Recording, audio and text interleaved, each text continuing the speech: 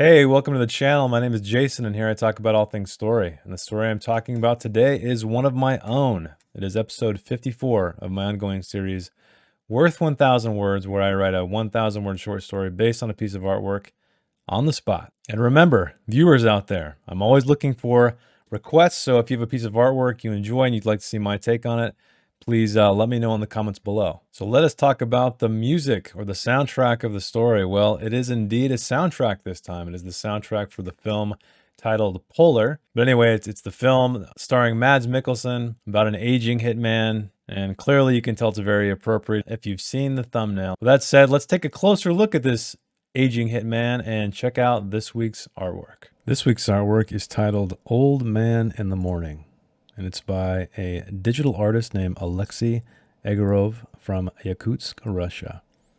I did do one of Alexei's other artworks quite a bit ago. It is called St. Elmo's Fire, if you remember that one. However, I didn't even realize that. I was like, his name sounds familiar. But it had been a while, and thankfully it's year two. I told myself I wouldn't do the same artist twice in a year, so here we are at year two. It's okay. So let us take a closer look at Old Man in the Morning. First of all, what a story, right? I mean, you have this old man. He's clearly a hitman of some kind, an assassin, and he's made it this far in life, which is pretty impressive. He's hunched over reading some kind of book or a journal, and he's wearing this belt of many knives around his ample gut. So he's clearly out of shape. He's aged. And in the background, he has this just complete wall full of different guns, assault rifles and pistols and everything else. And of course, he has a little crucifix on one of the walls there. And we have the presumably morning sun shining in through a window onto a bed that looks to be made with all these folded sheets. So I love ones like this because I immediately, it just strikes me and the story, and I immediately wonder, what is this guy reading? What is his story? What is he about? How did he survive so long? He must be an awesome hitman, apparently. And it reminded me of the movie Polar by Netflix with Mads Mikkelsen. Not in style in any way, but that there is an older hitman present, and so that's why I went with that soundtrack.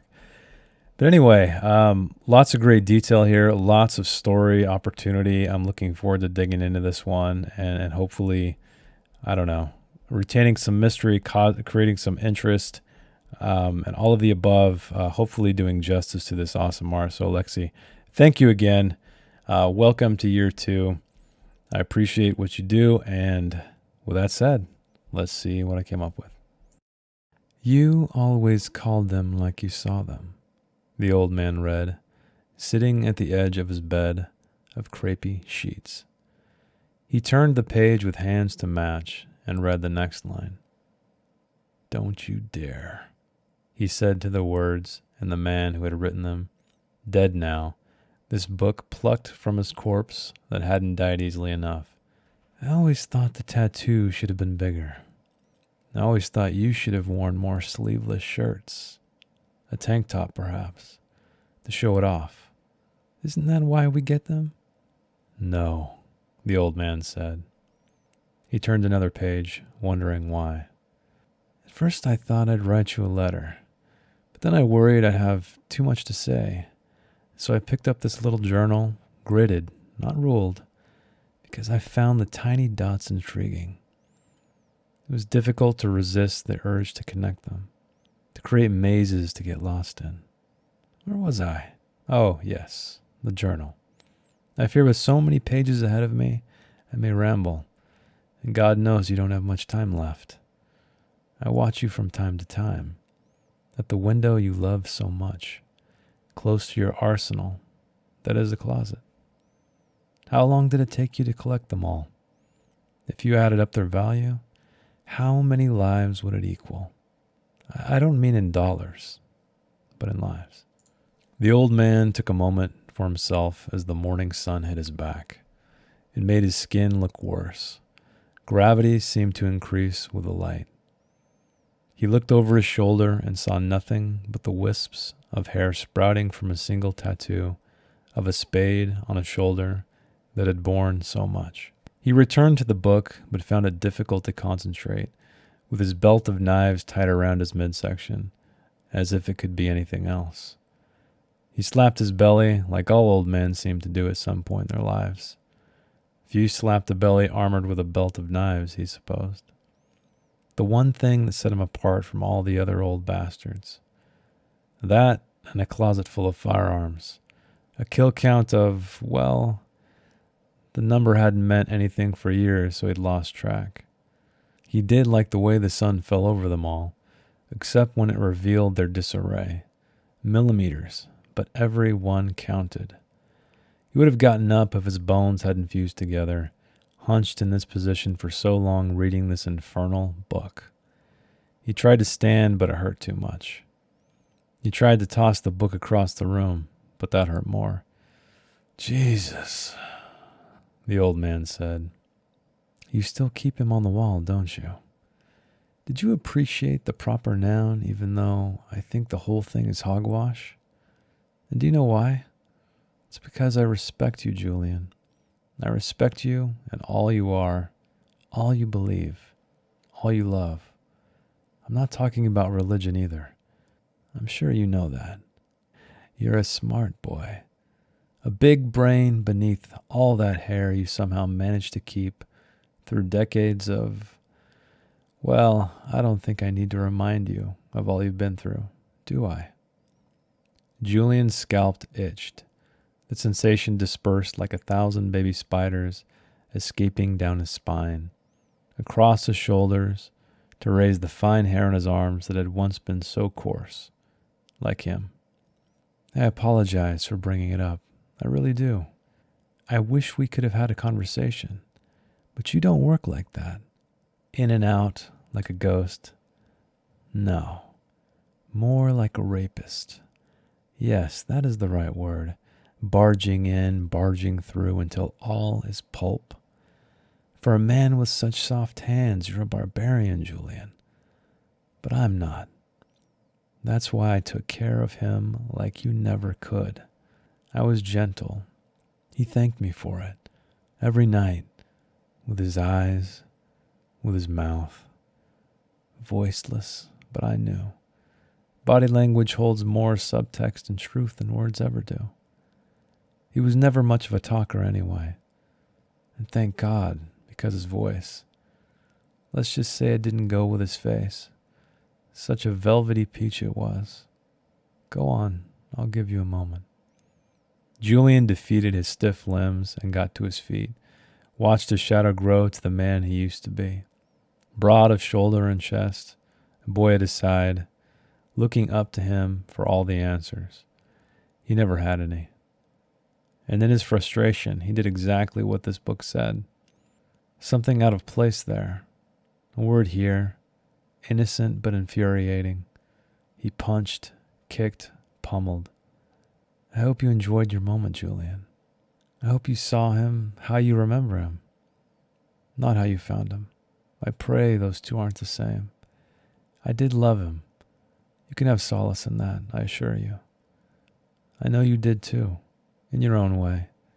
I can tell by your posture how you faced that wall with such conviction. A pity it's just a wall. Can you face me? Julian turned the page. This was the first book he'd ever finished, if one could consider this a book at all. The final page caught between the ridges on his thumb, but he was able to see through the thin paper. He was used to reading backward, in mirrors and reflections of all kinds. Details were important, and he'd always loved to see the world through new perspectives. Would you look at that? Julian read. We made it to the end. Julian turned to the window, taking in the sun and all its glory, taking in what was coming at 2,600 feet per second, taking in what he deserved but had defied for so many years. He saw no shadows, only light. That was fine, because he had no answers. You can see by the clock it took me a good 7.5 minutes to even begin writing. that was because there's a lot of things rolling around in my head about the story, and really a lot of it had to do with that book in his hands. And part of me thought maybe I should just keep it a mystery. Maybe I shouldn't reveal what is it, within those pages. But the more I thought about it, the more I realized that was the story, at least for me. And you can see here that I began with that. I'm not sure if it came across in the reading because it's kind of, I don't know, it's more of a visual execution. I believe hopefully the voice signified it somewhat. I think it might have been kind of confusing in the beginning when I was speaking in that voice. You might think it was the old man here speaking that, but no. In fact, he was reading this journal. It was addressed to him, and so what I did is I concocted some kind of, I don't know, false death kind of rivalry between two men, I guess. And the story of that rivalry is somewhat unfolding.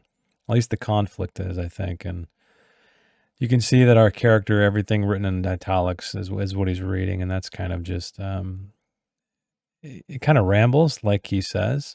And quick writing tip. If you're having a difficult time getting words on the page, I suggest you do something like this. Dialogue will make things flow very quickly and also help you identify the voice of the character, I think, that you're trying to create, or at least put you on the path to that. But essentially, a lot of this was dialogue. And the writing session here wasn't very long comparatively. I mean, if you knock off the 7 minutes or so that I was sitting here staring at this, and then you come to the end, I believe it's close to an hour, something like that, maybe a little bit less. But I find that when you write things like this, they just flow. So I'm sure you've experienced the same thing when you've had a conversation between two characters, unless it's like a difficult conversation and you're trying to figure out subtext or try to create that the best conflict ever, the best lines, which you probably won't. I mean, sometimes your gut allows you to pull those amazing lines the first time, but I feel like it takes a little bit of massaging most of the time. And I kind of didn't even know where I was going here. So I did identify the fact that I wanted this to be a conversation, but almost a one-sided conversation. The old man only speaks a couple of times, and it's very, very minimal because he's reading, but he's addressing the narrator or the voice behind this journal as if in conversation. And it was an interesting experiment for me. I'm reading a book right now called Goblin by Josh Mallerman. And actually, I read this kind of technique, not this specific technique in the story, but a technique where it was actually after I wrote this. So I don't want to say it informed it or anything because it's kind of different. But what I really liked about his technique was it would slip into and out of dialogue. So I know a lot of times people have the urge to have a character speak everything, right? So let me just set the scene for you. So there was two characters having a conversation. One of the characters was recounting something that he had done in the past. The way it was set up was interesting because the book is written in third person, and it was he would start off the story in dialogue as if he's telling it, and then it would kind of seamlessly blend into narrative description from his point of view. And I thought that was a really cool way to avoid exposition and also avoid tons and tons of dialogue, because I think that sometimes that can get out of hand. I'm very guilty of it. And it's just an interesting way. It's almost, it reminds me of the way Saul Stein advised to do flashbacks. And that's being blend seamlessly between the present and the flashback, but also make it narrative, right? Make it as if it's happening at this moment, even though it's a flashback. And it reminded me a lot of that. And so this kind of reminds me of that as well. It's a conversation, but it's not a traditional conversation in terms of, two people present looking at each other speaking. It's a man who's barely speaking a few lines, but he's definitely addressing what he's reading almost as if it's a conversation. He's not directly responding to it. I guess he does one time when the first line about the tattoo above occurs, but most of the time he's not.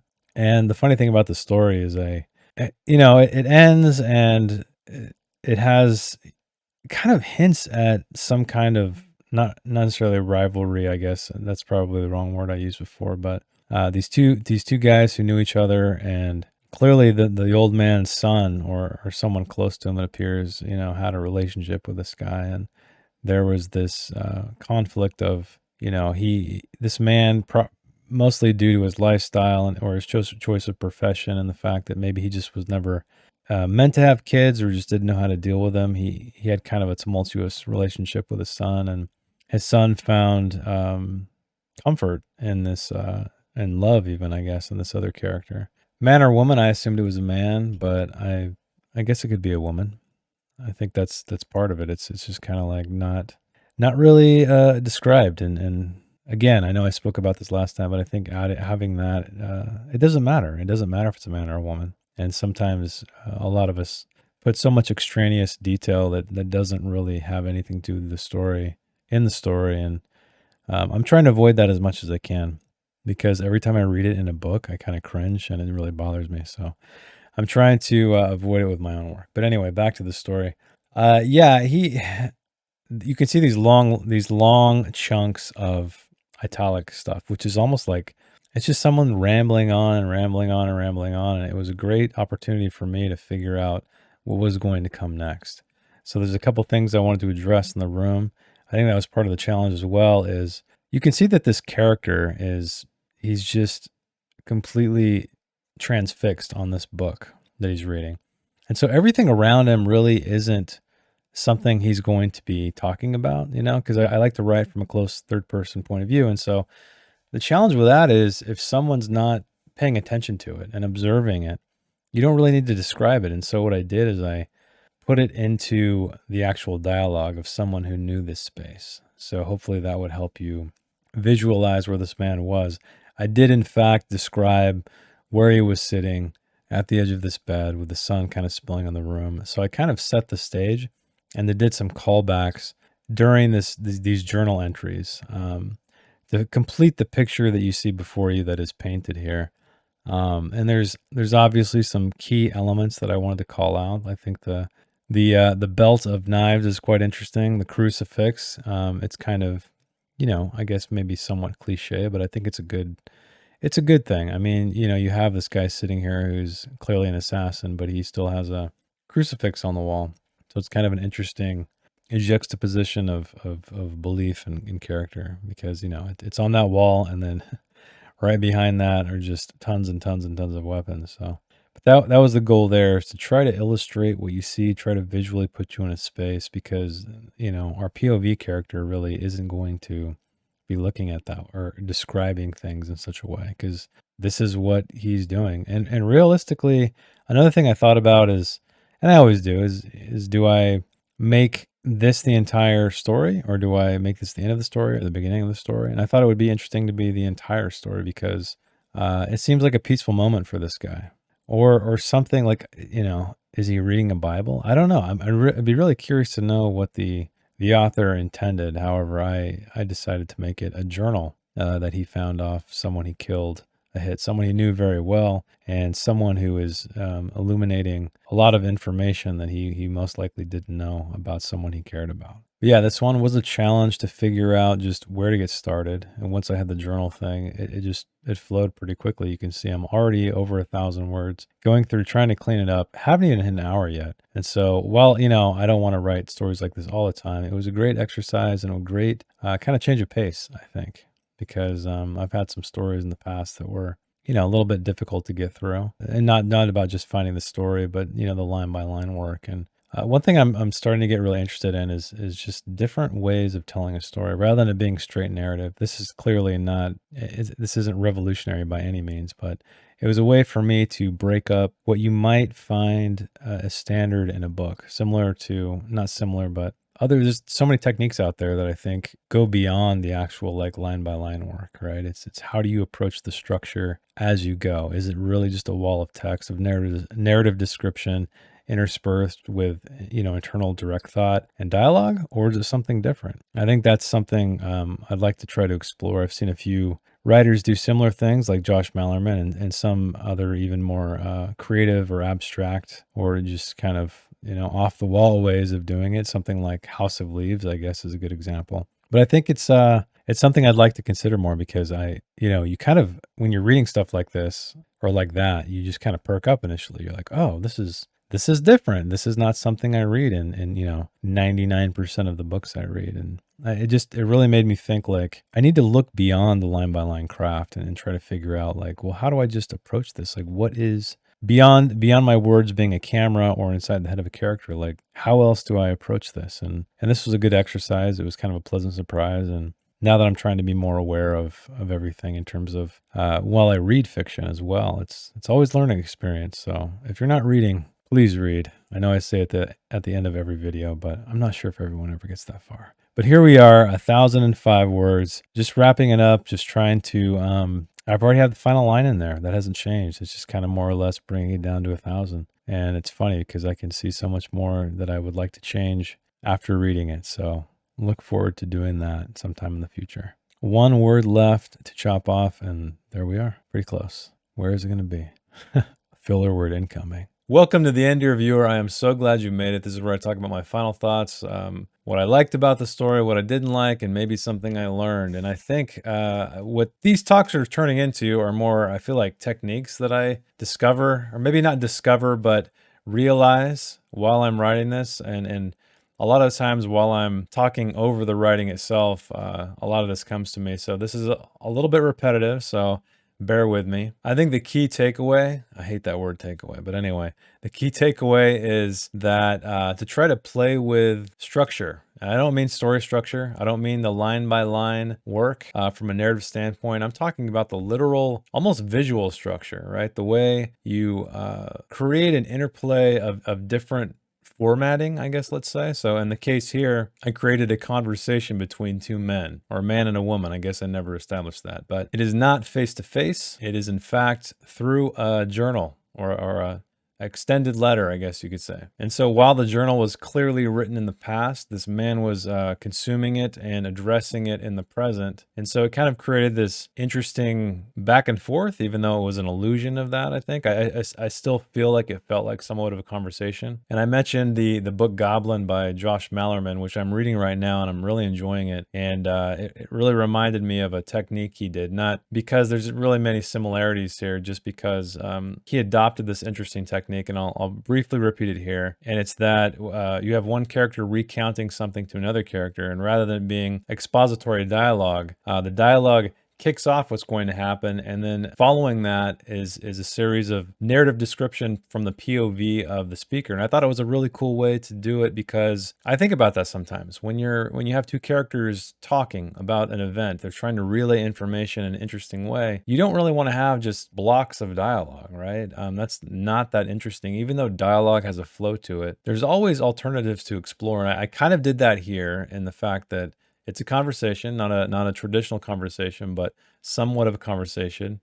Seems two-sided, even though it's one-sided. But anyway, I encourage you to play with stuff like that. Don't ever think that you have to completely adhere to, narration, interior thought, dialogue, just back and forth. I know we all typically write in that way, but don't be afraid to experiment. I think that there's a lot of interesting things in fiction to be discovered in that realm. I've said it a lot. I really enjoy white space in writing. I feel like it creates a tempo, and I feel like this is another tool that could achieve something similar. So let's talk about what I didn't like and what I liked. Well, I like the approach. I enjoyed that I discovered this strange, like, letter dialogue kind of exchange. But what I didn't really like, or I'm not very happy with, and maybe I shouldn't beat myself up too much about it, but the story itself wasn't very compelling. I don't really know that I explained how Julian, our protagonist, was being killed, and even though I feel like that was very implied in the final paragraph, in the final lines, but there was some kind of half-baked relationship with a son that he maybe regretted his parenting with, and then that son went to go seek out this other person who is addressing him in this journal and took him in, and that just bites harder because you find out that there was some kind of conflict between these two men. I don't know if they were both hitmen or if there was something else at play. I don't quite know. And I don't know, maybe I don't need to worry about not establishing that completely. Maybe what's there on the page gives enough of a hint at what it might have been. Because again, these are vignettes. These are brief glimpses into something. And so, while I do think it is important to make sure the reader is aware of what's going on, unless you're choosing stylistically to make that not the case, maybe that was lacking a little bit here. Let me know what you think in the comments. And if you'd like to support the channel, give me a like if you like the video, subscribe if you like story-related content. I have so many reviews on the backlist. I promise they're coming soon. Check out the links in the description if you'd like to see my longer form work. And yes, I have one waiting in the wings that once I get this stuff off my plate, I'm going to get back to, get it published, so I will have something new to talk about. So thanks for hanging out with me, and keep reading, keep writing, and I will see you next week. Thanks. Bye. If you'd like to read the story in its non-video format, check the link in the description. I didn't edit anything else, promise. Thanks again.